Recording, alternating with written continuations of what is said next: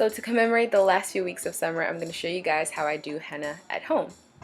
So of course the first thing that you need is henna, and I'm going to list the one that I use down below, but you will also need some lemon juice. And I actually like to make my own as well, so instead of buying it prepackaged, I just go ahead and squeeze a lemon or a lime into, a container. And it's very important that you strain it. Yes, that is the easiest thing you will be doing in this entire tutorial. Would it make you feel any better if I said I was sorry? No? Okay. No, seriously, it's not that hard, especially this next part, because now we're just going to let that sit overnight. And you'll want to use plastic wrap to basically seal around the edges and keep too much air from coming in. And as you guys saw, you don't need very much liquid to mix up your henna because the consistency is not important at that point. But it is now. Today is the day after, and as you guys can see, this looks a little bit different. That's because we have a dye release, and long story short, that's good.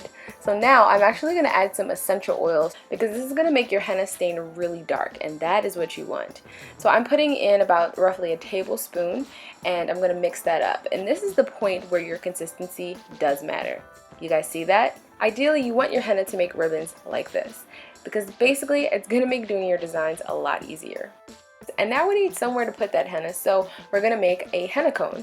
To do this, you want to make a really short, fat triangle, and then you're going to put your finger in the middle of the longest part.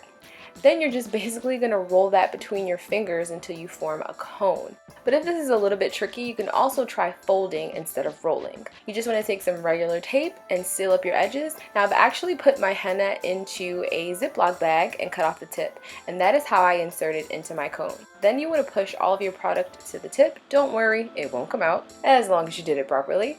And then you want to fold in the corners at the very top of your cone in the same way that you're seeing me do it. You want to keep folding it down until you have really good pressure. I don't think tension is the right word, so I'm gonna say pressure. Let's just go with it.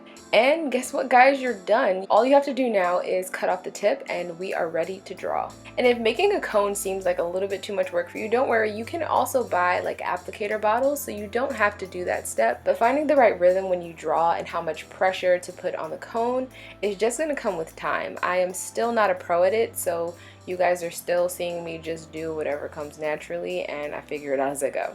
So feel free to experiment with how you're holding your cone. You guys will notice that I am holding mine at the very end, but you may find it more comfortable to start in the middle. So do what feels right and practice.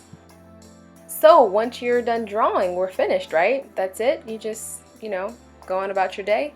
Actually not. So you guys will notice that as your henna design starts to come together, it's going to start to dry and the color is going to get darker. So you guys heard me mention earlier that I add tea tree oil to my mixture because I want the stain to be nice and dark. Another way to get a nice dark stain, besides adding lemon juice instead of water, is that you want to leave your henna paste on for as long as you can. So what you want to do is take a mixture of lemon juice and sugar, I used brown, and you want to put that mixture onto your dry paste. Again, your dry paste, because if you put it on wet, it's going to smear. So the syrup is going to keep the henna paste stuck to your skin so that it doesn't flake off. And when you want to remove it, you could just massage it off with oil or scrape it. So the color that you guys are seeing right now is actually the results after 2 days. And it actually got even darker than this. So don't be surprised if once you remove it, it's bright orange or kind of yellow looking. That is completely normal. So that's it, guys. I hope you enjoyed this video. If you want to see more henna videos or just more DIYs in general, let me know down below in the comments, and I'll see you in the next one. Bye.